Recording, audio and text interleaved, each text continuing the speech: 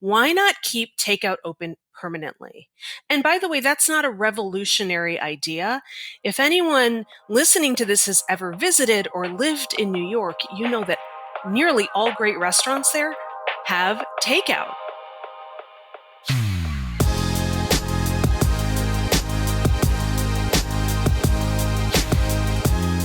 That's the voice of Laura Khalil. She's an experienced business coach and speaker who's worked with brands big and small. Plus, she's the host of the Brave by Design podcast, and she has some no-nonsense advice to help get through this ongoing coronavirus crisis. After all, we're going to be here a while. We also talk about the implications of going completely cashless from a practical and equitable perspective. Some places are doing it for safety, but it also shuts the doors on a significant portion of our region's residents. This is your Daily Detroit for Wednesday, July 22nd, 2020. I'm Jer Stays. Before we get to our conversation, a reminder that your Daily Detroit is brought to you by our members. You can become one at dailydetroit.com. Just scroll down and look for the orange Patreon button. Let's get started.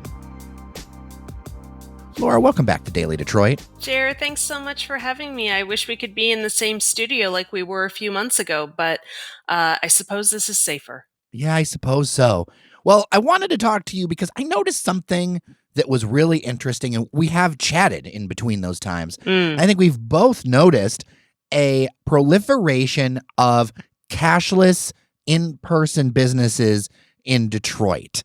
And it's really billed as a safety measure in these coronavirus or COVID-19 times.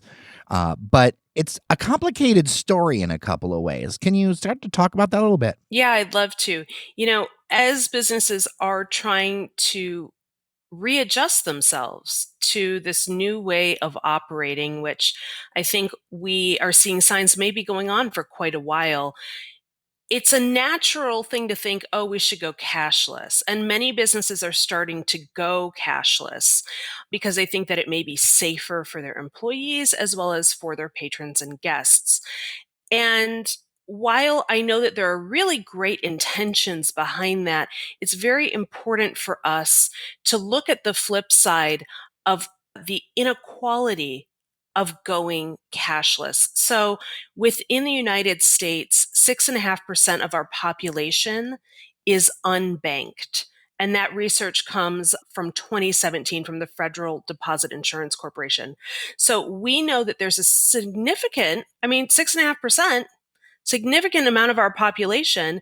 These people may be undocumented. These people may be living in poverty. These people may not have an ability, for whatever reason, to open a bank account. And when that happens, we really strip them from the ability to also be a productive member of our society. Now, that's not just my opinion. In fact, back in May 2019, San Francisco County approved a ban on cashless stores for the same reason, is because it really highlights so much of the inequity that our communities face. And as communities that are trying to be more diverse, equitable, and inclusive of all of our residents, it's really important that we look at re-examining how we can safely include those who may not have a bank account. Well, and that problem can be exacerbated in a city like Detroit and in a number of Metro Detroit suburbs because, look, our region is just not as economically wealthy as it used to be. And there is a number of suburbs that deal with poverty as well. So that 6% number to me sounds like, depending on the community, could be much higher. Well, absolutely. So University of Michigan Detroit Metro Area Community Survey found that 43% of Detroiters who were employed before COVID are now unemployed. That is from the Detroit Free Press, who did that reporting back in May. That tells us that a lot of people are going through pretty cataclysmic shifts in their ability to purchase, to pay for things. We already know that in the city of Detroit itself, our poverty rate is around 33.4%. Wow, like literally a third. A third of our population, and that is a statistic from the city of Detroit based on the U.S. Census Bureau report. So that is a significant part of our population that may have trouble, may have increased difficulty with this whole cashless situation. And to your point, Jerry, yes, even within our neighboring communities, there's a ripple effect going on right now. And so if there are businesses who are considering the next steps to take in terms of how to safely reopen or how to safely modify their business, I'd like to encourage people and remind them that cashless does not mean touchless. So we think that cashless is safer, and I would agree that it probably is safer, but people still need to touch screens often if they're entering into an establishment.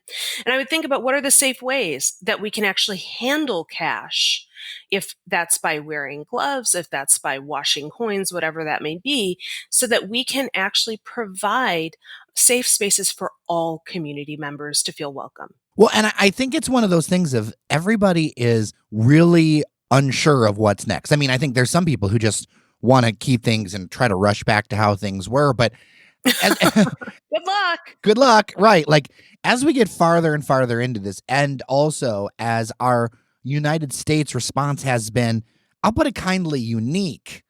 Um, That's very kind, Jer. yeah, I'll say unique.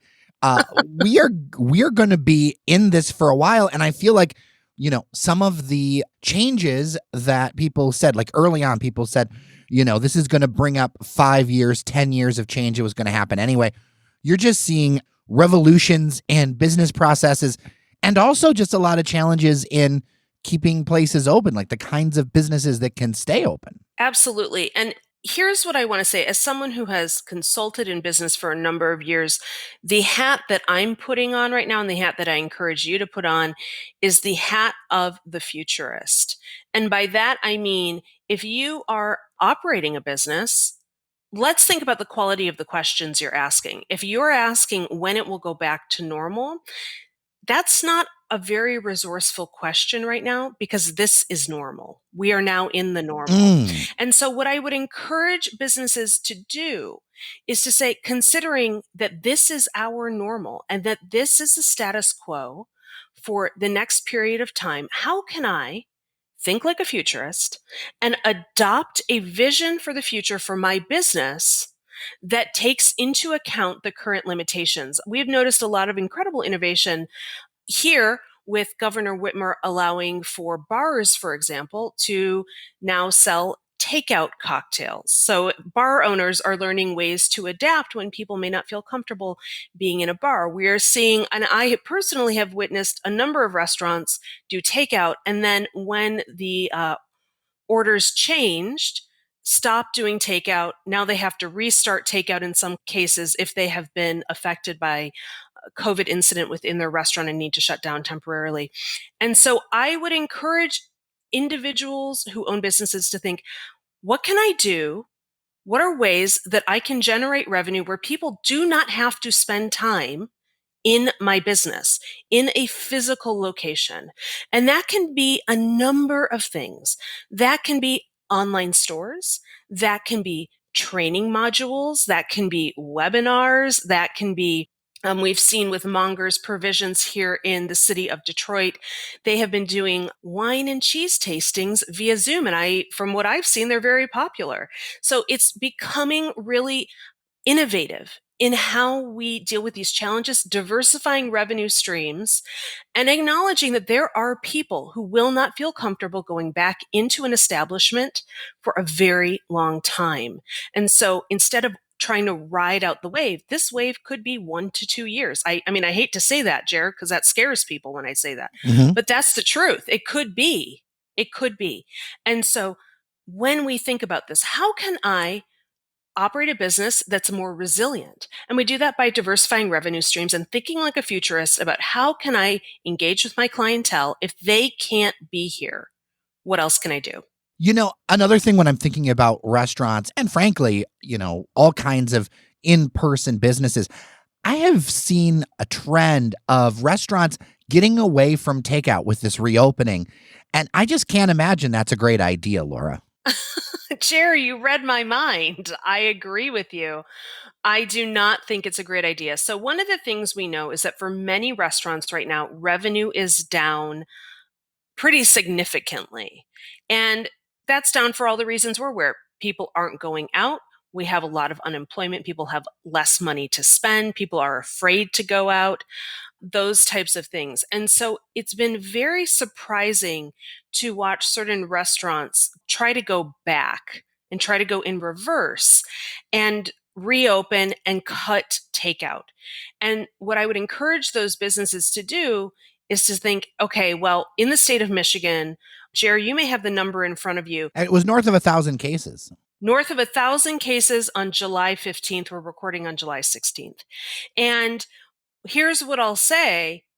I think we are headed for another shutdown. I think we are headed for a clamping down. And so why not, when I talk about diversifying revenue streams, why not keep takeout open permanently? And by the way, that's not a revolutionary idea. If anyone listening to this has ever visited or lived in New York, you know that nearly all great restaurants there have takeout. It's a very common practice in other cities. It's unique to Detroit, but it's something that we can begin to do more consistently.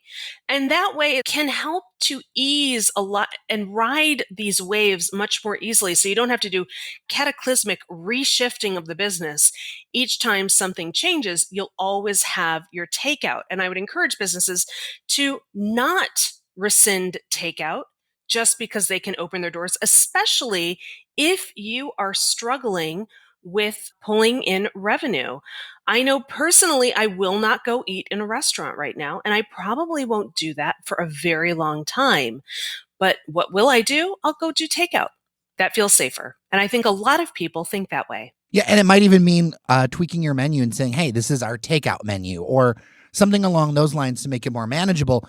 But you're absolutely right. I've been into New York too and other major cities, and delivery and takeout is so much more of the culture there. Part of that is because we are so geographically spread out. But I mean, people are doing, pickup and all that kind of stuff right now, even with that, because of the situation. And, thanks. I mean, I just was mind boggled by all of it.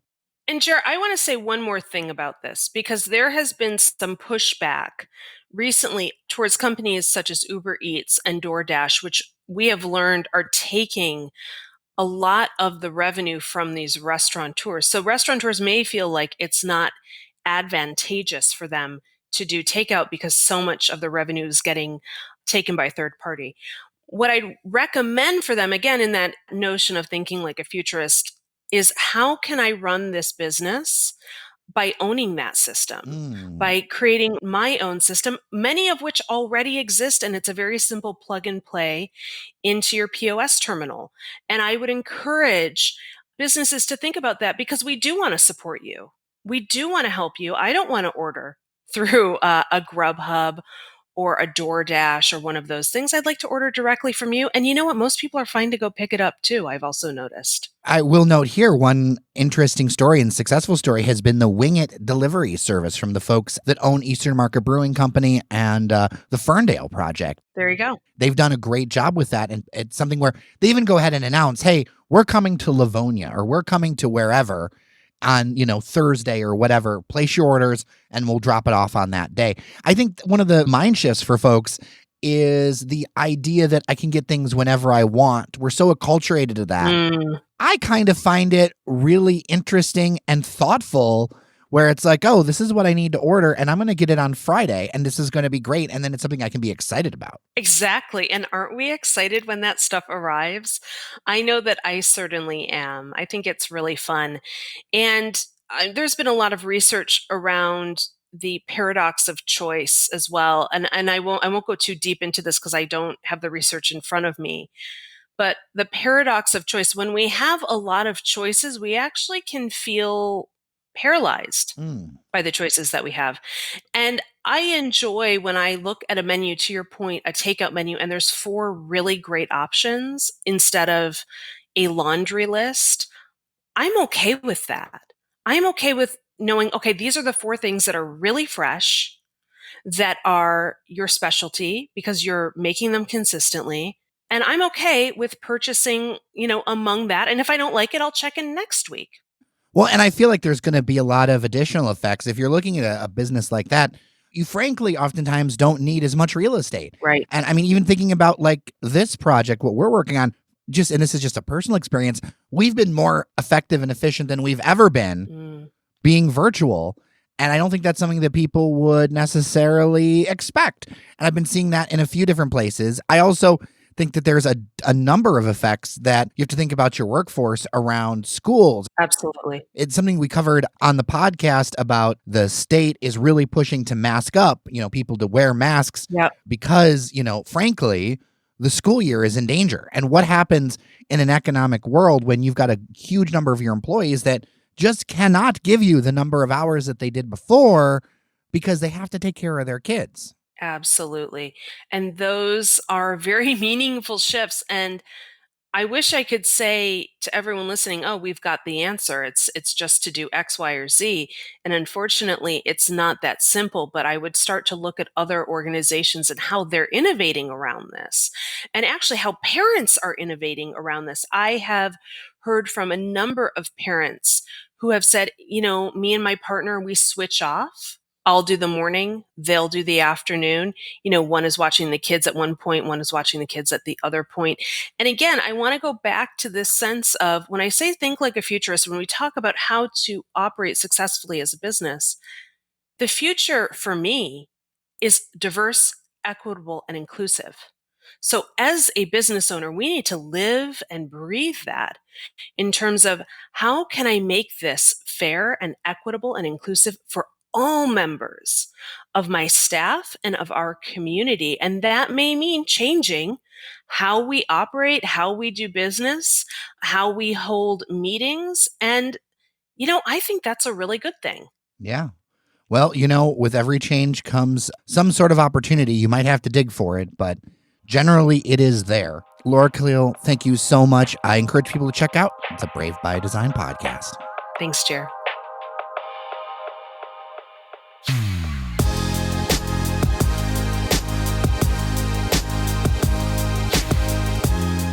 And that's all for today. I'm Jer Stays. Don't forget to subscribe to Your Daily Detroit on Apple Podcasts, Spotify, or wherever you download your podcast. It's absolutely free.